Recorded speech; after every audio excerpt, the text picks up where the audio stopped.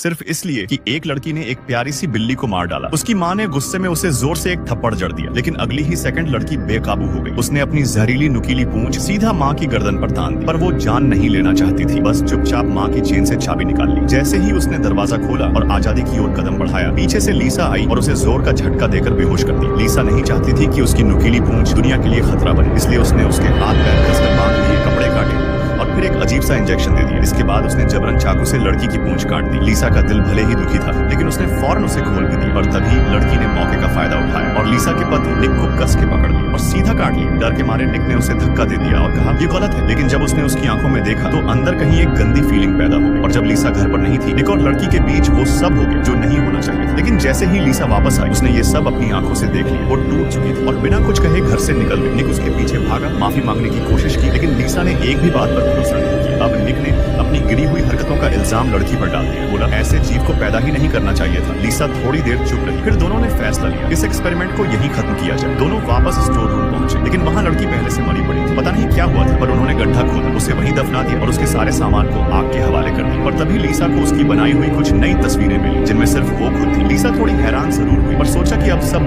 खत्म हो गया है। लेकिन तभी कंपनी का बॉस आ धमका और एक्सपेरिमेंट का रिजल्ट मांगा। अब लड़की मर चुकी थी, तो उन्हें क्या देते? लड़ाई झगड़े के बीच किसी को अंदाजा भी नहीं था कि खतरा कितनी जल्दी नजदीक आ रहा है। अगले ही पल, सिर्फ एक पलक झपकते ही बॉस की लाश पेड़ पर लटकी मिली। सबके होश उड़ गए, क्योंकि जिसे उन्होंने दफना दिया था वो लड़की अभी भी जिंदा थी और अब वो लड़का बन चुकी थी। मतलब ये जीव नर और मादा दोनों था और बॉस की जान उसी ने ली थी।